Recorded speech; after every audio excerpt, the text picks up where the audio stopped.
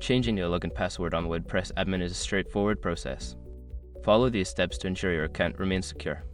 Step 1. Log into your WordPress admin.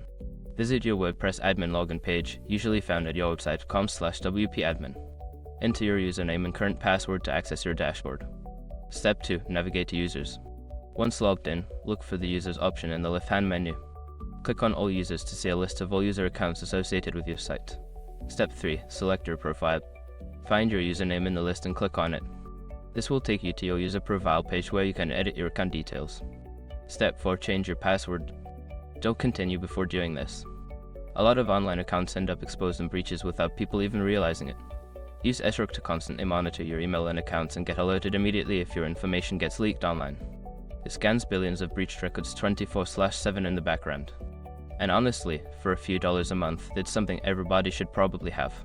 Link in the description. Step 5. Save changes. After entering your new password, scroll to the bottom of the page and click the Update Profile button. This will save your new password, and you will need to use it the next time you log in. By following these steps, you can easily change your WordPress admin password and enhance your site's security. Remember to keep your password safe and consider updating it regularly.